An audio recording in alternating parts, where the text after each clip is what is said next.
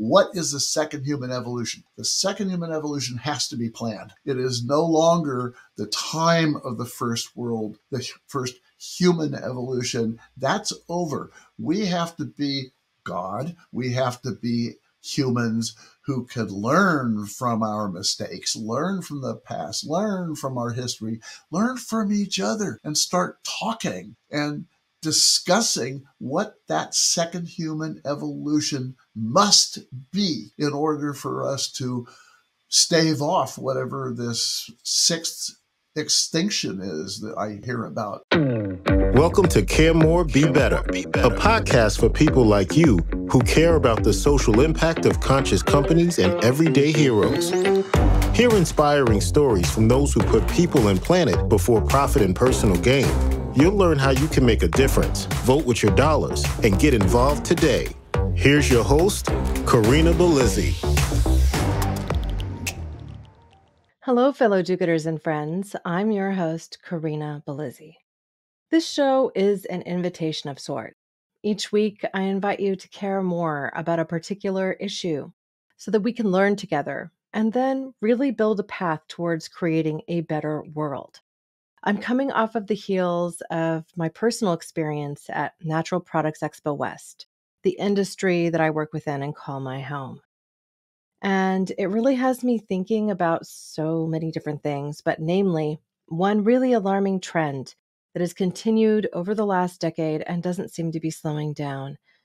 There is a massive consolidation going on in today's entrepreneurial climate. It's becoming increasingly hard for small businesses to grow and thrive. It's really doing one thing very well, which is consolidating wealth in the pockets of the few and creating less versatility, less selection, less real uniqueness in the marketplace as a whole. And that same alarming trend also exists in the world of healthcare. Local, independent family care practitioners used to be more the norm. You could find people who served their local community and were truly connected to it. But today, those are becoming something of the past. Larger conglomerates are moving in. In my local area, they've been swallowed up by PAMF, short for the Palo Alto Medical Foundation. And I have to say, that name is deceptive. You hear the word foundation and you assume, oh, well, this would be another do-gooder of sorts. They would put family first and service first. But that actually hasn't proven to be the case. I have found the opposite to be true. Right now, this is a trend across coast to coast of the United States and is becoming more global. It's part of, I think, globalization in addition, but also consolidation of wealth, power, and money. So I know this may be a little bit of a stretch off topic as I introduce today's guest, but he's also really intrinsically connected to the medical care system, and I'd like to inquire about his perspective. So today, I'm going to introduce you to a pioneer and a veteran of that healthcare system who's dedicated his career to building a system that truly supports humanity across the globe. He has dedicated more than 50 years to this work. He's the president and founder of Care for Peace, a 501c3 foundation that has its home based in Northern California. Jeffrey began his career as a hospital corpsman in the United States Coast Guard and has been developing hospital services and facilities ever since. Prior to selling his healthcare consultation company to a Fortune 500 firm in 1998, Jeffrey facilitated innovative and widely publicized management operations and new facility development services for over 120 hospitals across the U.S. and also facilitating and managing international sister hospital relationships overseas. He joins me today to talk about this experience and his book, To Care for Peace, which is a global mandate to secure the second human evolution in perpetuity. I'd like you to welcome Jeffrey along with me to the show. Thank you so much for joining me, Jeffrey Charles Hardy. Thank you for joining me, Corinna Bellini. I hope I said your name correctly. Bellizzi, but I do enjoy Bellini now and then. I like Bellizzi. No, that's good. I will remember that. Now, I thought I would start by hearing your perspective about the state of our current healthcare system in America. How has it changed over the years that you've been in this business? And why, frankly, is it getting somewhat worse? A heavy, loaded question, so I'm going to have to give you a heavy and loaded answer. Um, Right. I'd expect nothing less. Before 1982, it was cost reimbursement. So hospitals were reimbursed for their costs. In 1982, all of a sudden, this system came about where it was called DRGs, diagnostic related groups. And all of a sudden, it was these payment chunks for whatever the disease was that a patient was in the hospital for, which meant that the coders who were sitting there trying to interpret what was going on in the hospital and putting it into a number were in charge of the number that got interpreted for patient payment. And so it was a mess. And what happened was corporate medicine came about at that point, and it's been a mess ever since. So a lot of things happened during that time. I was a protege of the gentleman who started Kaiser Foundation Hospitals and Clinics, one of the biggest health management organizations in the world. Dr. Sidney Garfield and Drs. Maury Cullen came up with this health maintenance organization idea, which worked really well when they were really focusing maintaining patients' health. They had multi-phasic health systems connected to this so that every patient would go and have lots and lots of tests and radiology, laboratory, you name it. So the multi-phasic testing process identified this patient, and we could take care of this patient for the rest of his life. Well, the only problem is that costs a lot of money. So they don't do that anymore. And I think one of the biggest problems we have right now is that it's not a health maintenance organization. It's the corporate health organization maintenance organization. And so you have to do a lot of your care searches and your care assessments by yourself, which was difficult at first, but I'm getting used to it. I kind of like the fact that I can Google whatever it is that I think I have, even before the doctor says, yeah, that's what you have. Dr. Google is replacing your care. Exactly. And, I'm I right mean, that's most of the time. sad. Isn't that sad? Yes, it So I want to is. It share a is. moment of my personal experience because I think the audience will relate. For years, I really focused on making sure that my health insurance allowed a PPO because I wanted to choose a local care provider that enabled me to not have to go to an HMO first and get a referral, right? I wanted to be able to target the family doctor and go to a different OBGYN if I wanted to. And if I had an issue with my foot, I could go to a podiatrist without having to get a referral to referral to referral, right? And I really liked that because it meant that I could work with specialists in their field that I heard from my community were very good at what they did. But that changed when my local favorite office was swallowed by PAMP. And PAMP, the Palo Alto Medical Foundation, came in and they instituted their policies and their changes. And this really culminated in an experience for me when my son had an ear infection. This is common when kids are little, right? So I take him to the office to have them look at his ear. This wasn't his first ear infection, but he was really troubled by it. I mean, I had an otoscope at home because I was that mom trying to figure out what's going on with my kid. Is it inflamed enough to visit the doctor? Whatever. And so he had some wax that was blocking his eardrum, making the infection kind of worse, right? And this doctor, I usually would see a physician's assistant, a PA, but today I got in directly with a doctor.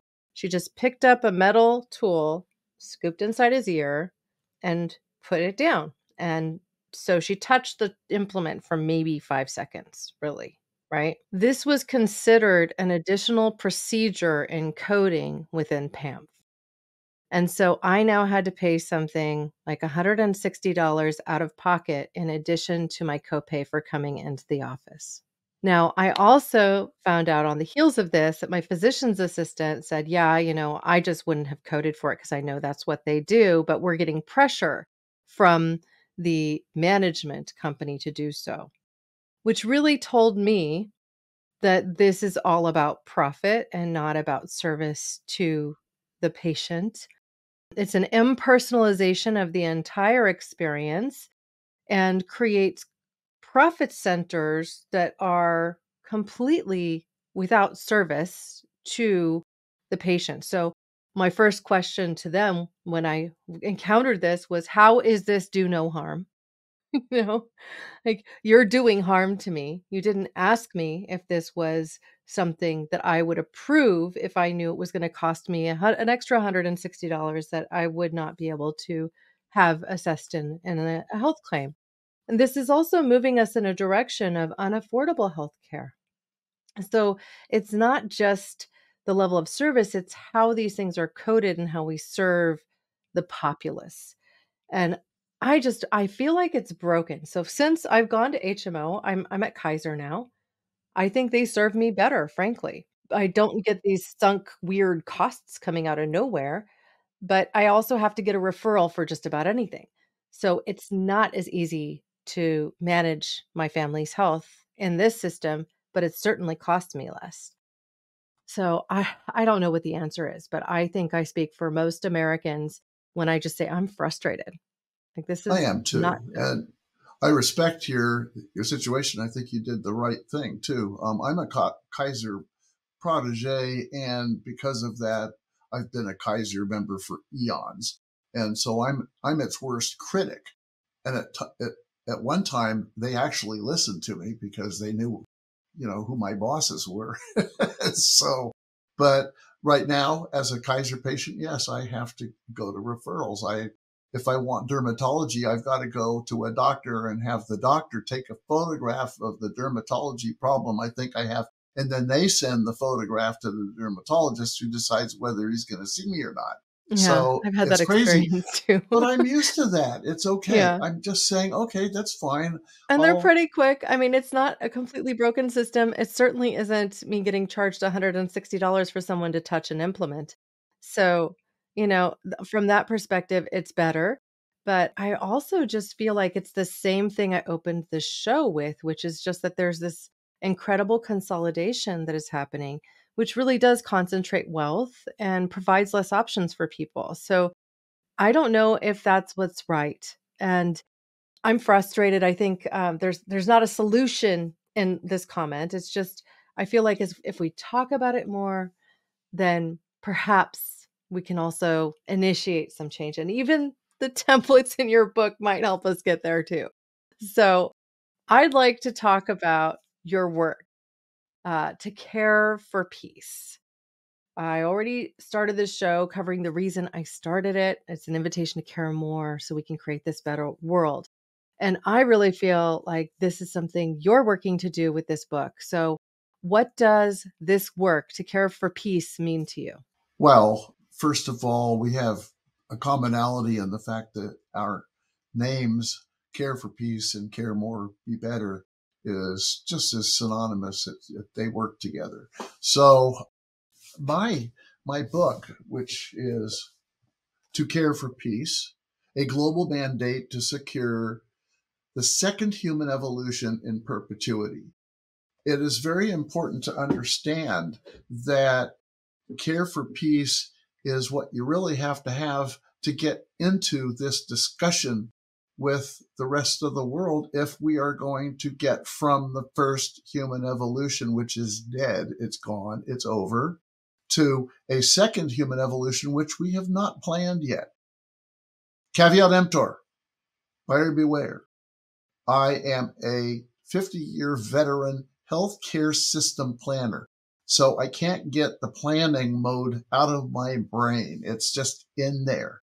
So when I go to another country, I follow exactly the same formula as I did when I was in America, helping owners and architects and nurses and doctors design $500 million hospitals. So, and I start with a whole pre-planning process. But the thing that is so important to me is that we come to the discussion caring for peace. Now, what does that mean? Care is an active process that when I was a hospital corpsman in the Coast Guard long time ago, when the Vietnam War was going and I was taking care of soldiers coming back from the Mekong Delta, I felt that wonderful feeling when I cared for someone, and I called it peace. It wasn't happiness, it was peace. And then when I was later working in hospitals and clinics, I met all these nurses. And guess what? They already know how to care for peace. It's amazing. It's like, wow, this is not something that I felt. It's something that the nurses feel, and they love their jobs. Most of them love their jobs, even when they complain about the number of people that they have to take care of and some of the things that the corporate America has done to nurses to just constrict their jobs. They still care. It's an amazing thing. So Yeah, they got into nursing for a reason, and that's evident. exactly, Yes. I once exactly. interviewed, a COVID nurse who's also a dear friend. Like, she had volunteered to be one of the people serving those that had COVID because of her experience as a burn unit nurse, and so they're very accustomed to being in the head to toe gear to eliminate the possibility of spreading infection in individuals who are very much compromised with first degree burns and sometimes covering, 80% or more of their bodies. So she's like, I know this game, and this can be something that's very claustrophobic for nurses if they've never experienced having to put on all the PPE. So she talked about that whole experience as being relatively traumatizing. And a lot of nurses ejected from the field during that time because of how emotionally taxing it was. But it was never because they didn't want to continue the work. It was just that things got so bad for so long without relief that they were compromised emotionally. Well, one of the things that I don't know if you remember, but there was this whole movement in healthcare, which everything had to be patient focused. And I did conferences and seminars where I said, no, I'm interested in nursing focus. And I'll tell you why. Because I'd go to a hospital, and by the end of a shift, nurses were complaining about their feet, their knees, because they were walking down these long corridors to take care of their patients. And I said, this is not the way to design a nursing unit. No, it's not a patient care unit. It is a nursing unit because they're the ones who are in charge of everything. They are in charge of all the patients, and the doctors who come in yelling at them or just disturbing everything. So I designed, with the help of an architect and a nurse, a no hidden patient nursing unit. And it was a dining room table right in the middle of the unit, and it had patient rooms right around it, and it had windows for every single room. And by the way, they had curtains on the other side in case somebody was, changing a dressing and they wanted privacy. But the bottom line was, if you and I are sitting with a table in between us, and I look at you and I say, Corinna, the patient behind you is pulling out his drink tube. That's a whole lot easier than seeing a bell ring and somebody pushing a nurse call button all the time. And you have to get up from our discussion and run down the corridor to take care of whatever patient it was. You might remember which one it was, because by the time you get there, it might be, oh no, I think it was this patient in this room. Oh no, it was this patient in the other patient. I started a whole movement called the No Hidden Patient movement. And it was just so nursing care focused, because the nurses at the end of the day were wiped out. And Yeah, and I can especially, tell you I've been in, hospitals that are arranged more like that with a kind of spokes off the wheel principle, because it's like then in that way, they can also get to patients much more quickly from the so-called kind of command center at the center, so that there's better outcomes too, especially in, critical care units. So I think that all makes sense. It's logical, right? So, you've spoken for a moment about this human evolution perspective, how we've gone through our first evolution and we're essentially in this mid phase of preparing to go through a second evolution. Can you define what you mean by this and how or where we are in that cycle and what it will take essentially to get to this next phase? Well, the first human evolution I have defined as the time when we heard and we knew that mutually assured destruction was something that was a global issue. And so that was sometime between the mid 50s and the mid 60s, because that was also the time when existentialism was coming from France, when the whole peace movement was starting. We had Martin Luther King. Nixon was going to China and letting us know in America that China is not the name of what's underneath your plate. It's actually a country. I mean, there's a lot of things that happened in that period of time that really established our relationship, our awareness of the globe, and the fact that we had already conquered nature.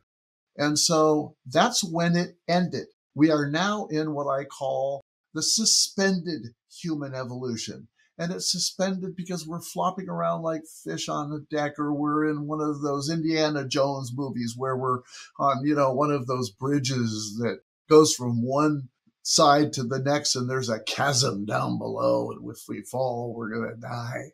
I mean, that's what the suspended human evolution is. It's this period of time where we better get our act together before the bridge collapses and, before the fish dies. I'm thinking about some of the things you're doing with Omega and with taking care of the source of fish, and realizing that that too is something that ended sometime around the mid 60s. And now we're eating the fish out of the ocean, and they're going to be gone if we don't do something about it.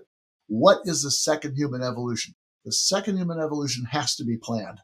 It is no longer the time of the first human evolution. That's over. We have to be God. We have to be humans who could learn from our mistakes, learn from the past, learn from our history, learn from each other, and start talking and discussing what that second human evolution must be in order for us to stave off whatever this sixth extinction is that I hear about.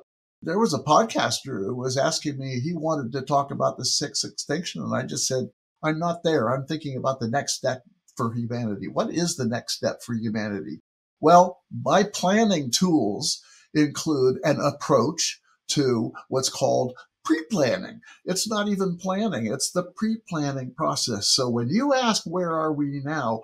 We are in that approach process. We haven't got the language yet to be able to go into pre-planning. And pre-planning is where we talk and we agree of stuff. None of this more agree to disagree. Forget that. We don't have time to agree to disagree. We got to say, how do we deal with the population problem? Oh, it's not a problem. Okay, let's talk about the facts. And then you start talking about the facts. And I think the most important thing we have to do when we're talking with each other is we have to back up to commonality. That means backing up far enough that we can agree there's a migration problem from the heat belt all around the world that is going northward. And it's hitting our southern border here in the United States. It's crossing the Mediterranean and going to the European countries. I mean, you can look at Canada. It's even going north in Canada. They had a huge, gigantic fire in the Yukon. Who ever heard of such a thing? So, wow. Well, I mean, you've just said so much. So I want to slow down for a second and unpack some of it. You're really talking, I think, about a culture shift. And what I mean by that is that when you talk about organizing human behavior in such a way that we agree on what the present state is, and we agree on the challenge, and then we agree on the how. I mean, that's a significant shift in the way we think and ultimately the way that we connect with one another. So, how do you see us moving the needle in that direction, or do you see it? And then we can get into some of the specifics like you mentioned, being overpopulated or having a population problem, as well as the migratory issues, which I think are plain, and get into more specifics from there. Well, I think the most important thing we're doing is talking about it. And I look at this whole podcast revolution. I don't know. I mean, what you're doing is the most important thing that we can be doing right now. And you are not just talking with me right now, you're talking with other people. And I've seen the list of podcasts that you have done with other people. And I'm thinking this is great because you are spreading the word. And the word is the spiritual word. Okay. It's the word that will bring us all together through our shared definitions of what it is that we believe in. And those are things that we need to talk about. And, I believe in human immortality. Okay. What does that translate in a discussion about the population problem? Well, I don't talk about population control. I talk about population continuity.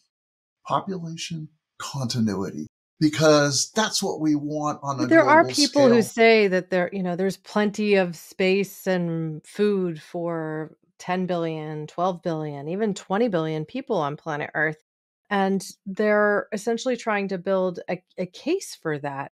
I have felt for some time personally like we are overpopulated if you consider the concentration of people in a given area, which also forces us, I think, to become more insular because it's harder to find tribes of common people when you have so many thrust into an area from different backgrounds, different jobs, different everything.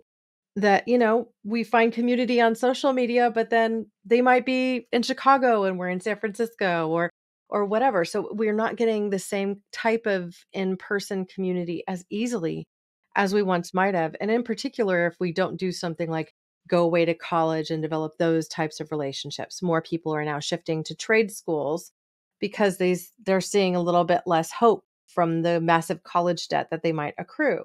So we have a lot of small culture shifts that are happening within our society that to me don't lean in yet to the possibility of coming together in the way that I think you're purporting.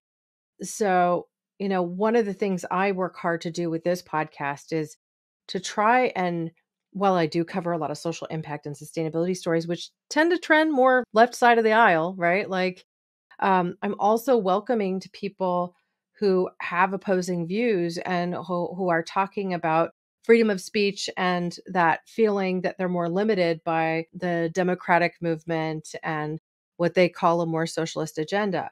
So, I mean, how do we get these two opposing sides to truly come together now with a rapidity that we need them to in order to push for change that can result in that futurist possibility of the development of a utopia where we can all thrive? I think we can only do what we are able to do. Judge Learned Hand said, "You can only do what you do best," and that's what you need to do. And when I think about what my role is, what I look at the project that we did in Myanmar was to build a prototype, not just a health center, but a community development and health center. And it was a prototype because the plan is to build 250 more of those clinics in other areas. This is Burma right here. And it is just as wild and primitive a environment as just about anywhere in Africa. And so we went there and we started a whole process, but it was working with the people. It was sharing our tools with the people. It was talking about population continuity and getting discussions going on in that regard. And it was interesting because all the birth spacing discussions came up, all the teaching girls discussions came up. It's like what we can do is just what we do. And what I do is I help that whole process of community development and healthcare development at that clinic. And it was wonderful. That's all I can do. And we can talk. And when it comes to people who say, oh, when I fly over the country, I look down and I see all these places that don't have people in them. So why don't we have any problems? And I say, look, all you have to do is go to your grocery store and then come back and complain to me about the cost of food and the cost of gas and everything else, because you're being affected by the supply and demand problem that occurs when there's too many people. Yeah. Well, and this is exactly the problem that we confronted in the United States this last 15, 20 years, where there is a considerable part of the population in those, let's say, flyover territories that has felt left behind. You see more media now covering what life is like in Appalachia, you know? And, you have rising drug epidemics in these arenas, which were largely created by pharmaceutical companies and doctors overprescribing medications that were irresponsible in the first place. So we've created most of the problems that exist here through, I think, profit driven extractive principles. And I'm connecting these two ideas because you also speak about something that I think is important for us to consider. Not just how many children we all have or don't have, but also how we consume, what we consume, the choices we make. So much of our consumption here in the United States, in particular, is mindless consumption. You know, we eat when we're watching TV, bag of chips that's supposed to have 6 servings in it is gone before we stand up again. This impacts our waistline and our health outcomes dramatically. The fact that, when we go to the grocery store, we're hit with a barrage of snack foods, even more so than the produce and the other more healthy foods that we might consume.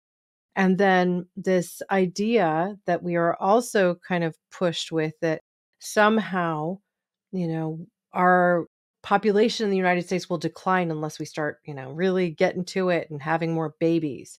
Women, are tending to have children later, myself included. I had my first child at 38, my second at 41. My husband and I are 2 and done. He's fixed. It's not happening anymore. Same here. I'm still menstruating. I could get pregnant tomorrow, I'm sure, because my family is full of very fertile people.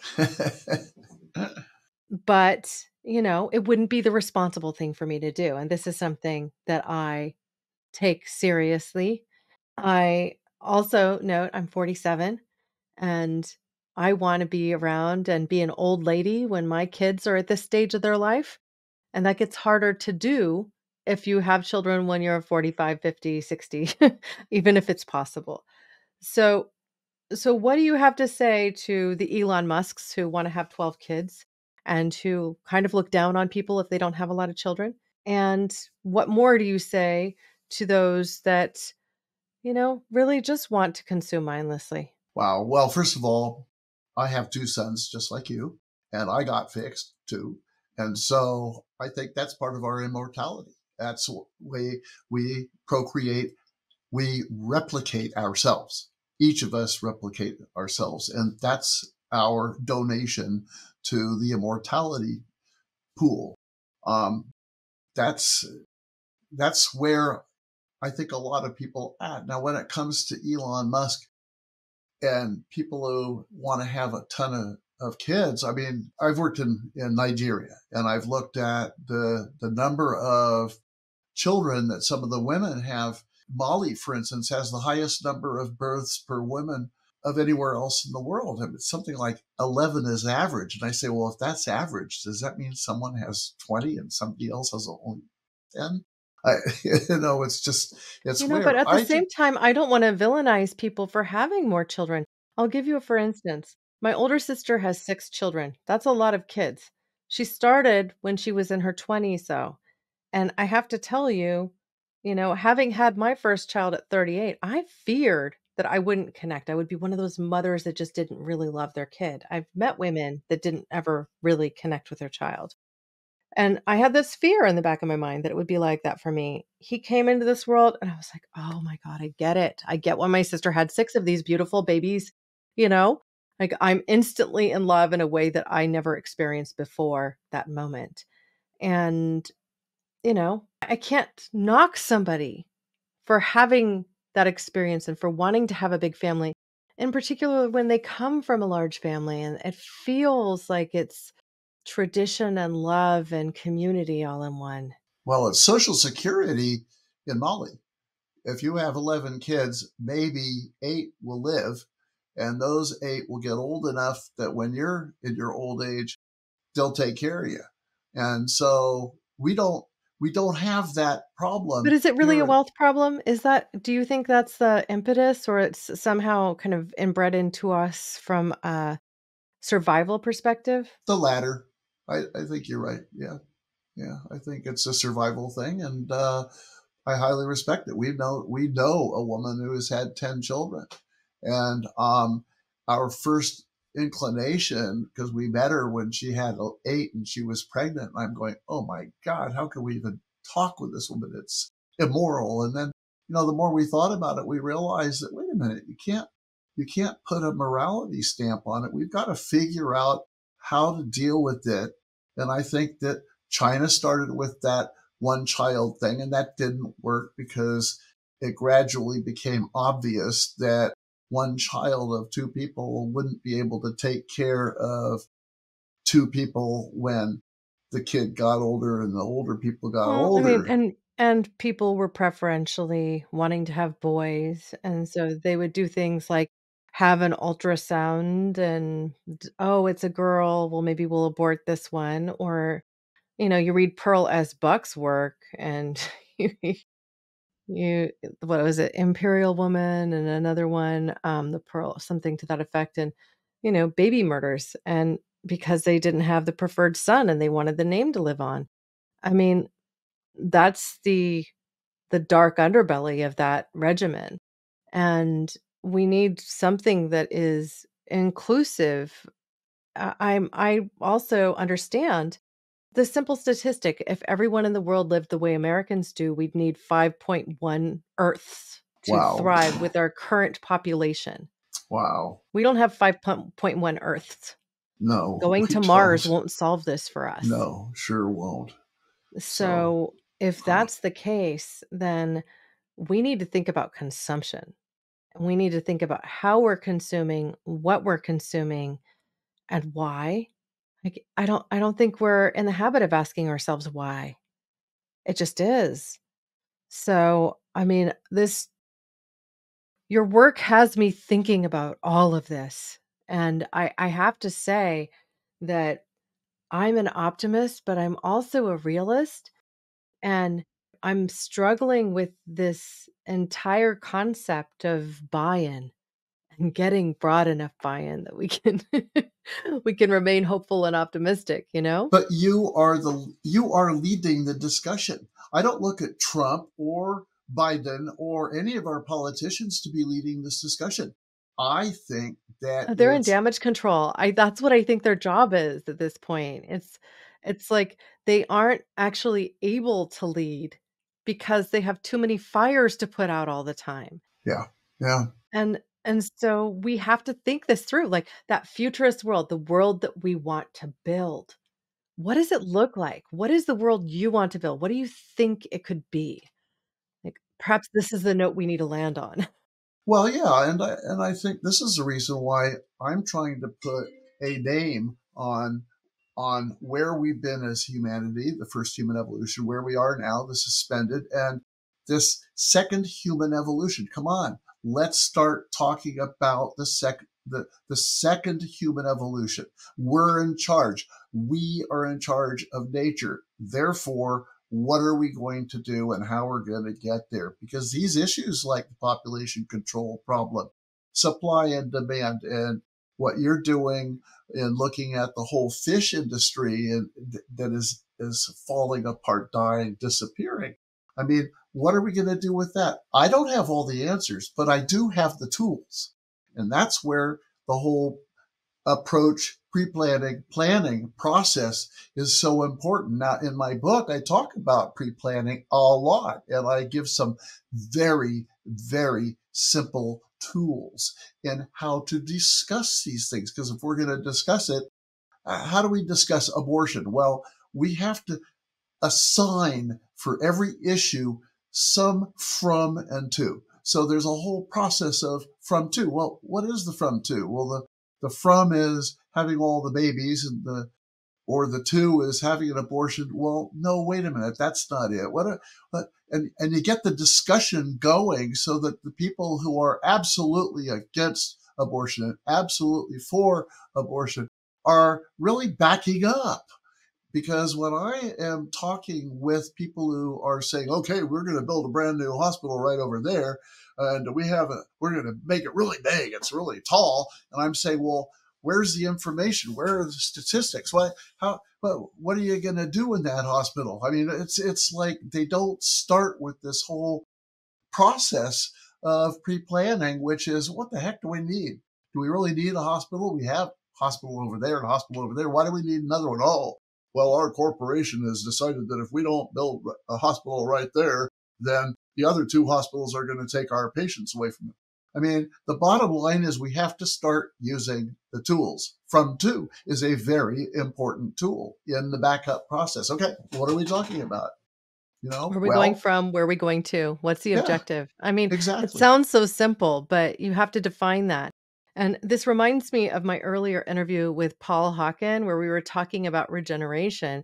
And he basically just said he was amidst this climate argument with all these climate scientists and saying we have to define the problem. What's the problem?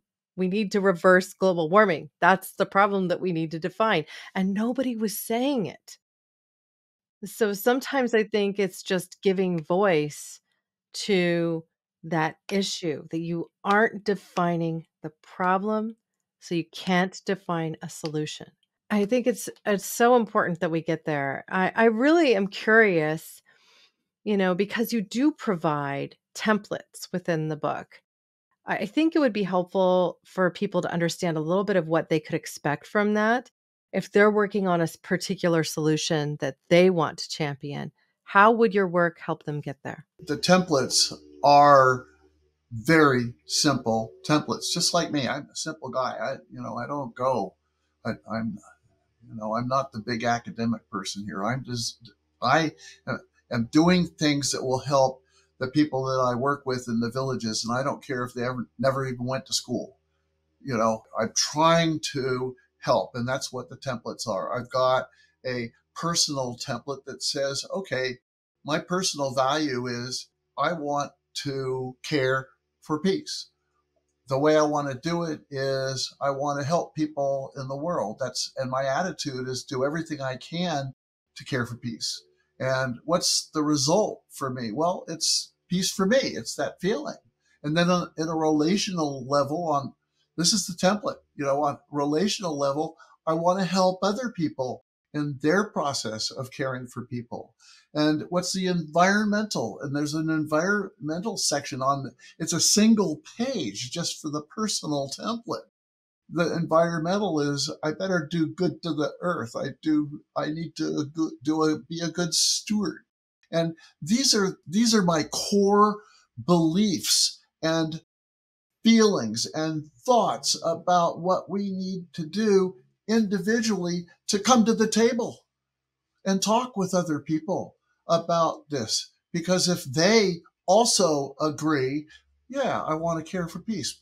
I want to care for your peace. Yeah, I want to take care of the peace that we have brought to this moment. Let's agree with that. So that's what the templates are. The templates are tools to discuss what it is that we have to discuss, the difficult issues of the day. And how are we going to start? How are we going to get there? That's where at the very bottom, the most important quote I always tell people they don't have to read the book. They just need the front cover. And the front cover says, the process is the solution. And actually, that's just the first part of the sentence, because really the process is the solution to the process is the solution is the process solution. I mean, the process is a solution. The problem is that we don't really have the tools to be able to know where the heck we're going. It's not just two roads diverged in a yellow wood. It's thousands of roads that we need to be thinking about. And how are we going to go down those roads? Well, there's a process. When we stand there, what are we going to do? We're going to talk to the people who are coming down those roads toward us and find out what they know before we even take our first step. Pre-planning is so important, and it requires us to sit and stand and talk. That's it. That's what you're doing. You and I have been talking this whole time. I'm sitting, you're sitting. This is what we do in the first stages of pre-planning. And thank you so much for leading this process, because I think I am just invigorated by all the podcasts out there.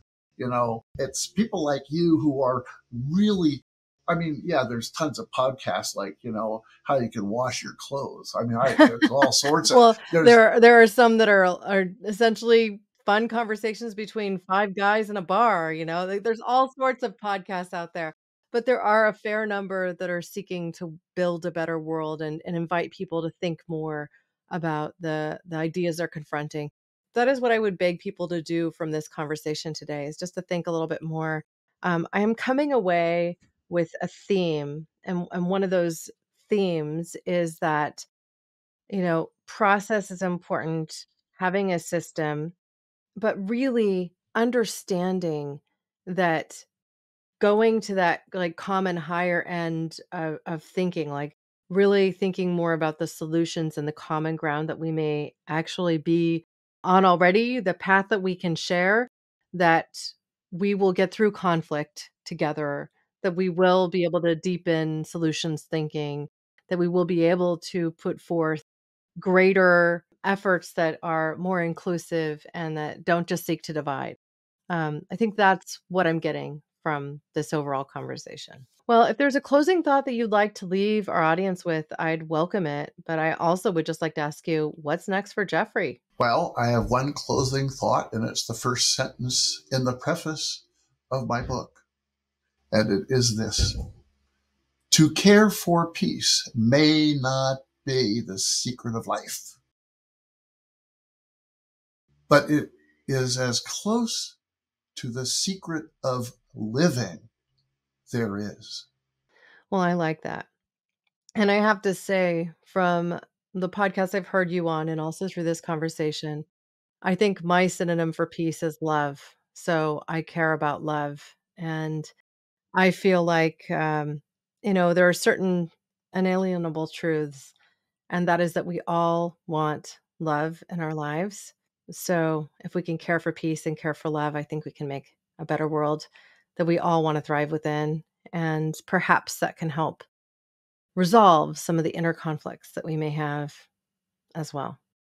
Thank you so much for joining me today, Jeffrey. I've really enjoyed this conversation. Me too. Thank you so much. I really enjoyed it. Pot away. Oh yes, pot away. You have this. You have the ball, Corinne. And as I say, I know there's a billion podcasts out there, but you are one of a very small group of people who are doing what you're doing. I know that because I've been trying to reach out to them. Yeah.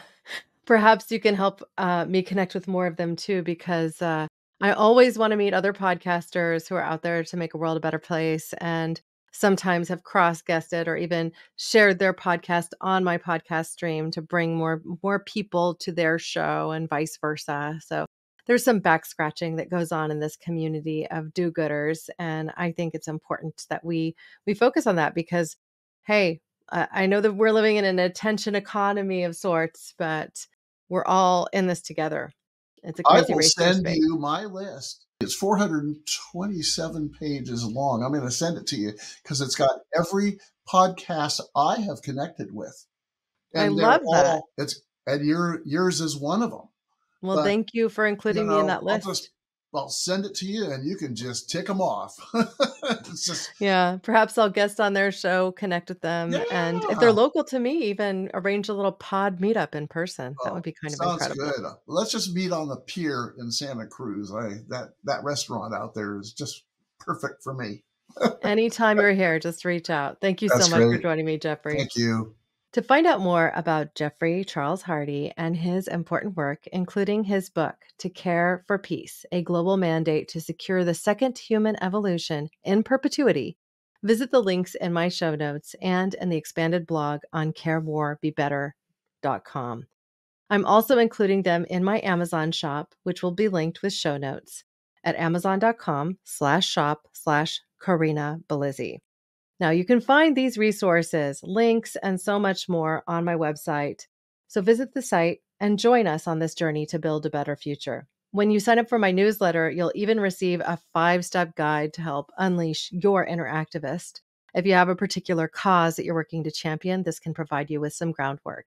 It also includes links to several climate charities that I encourage you to support. Thank you, listeners and watchers, now and always, for being a part of this pod and this community, because together we really can do so much more. We can care more. We can be better. We can even secure the second human evolution of humanity and create that better futurist world that we want to live within. Thank you. Thanks for listening to Care More, Be Better, a podcast for social good. To make sure you never miss an episode, subscribe, rate, and review wherever you listen to podcasts, and share with your friends to help us reach more people and spread more social good.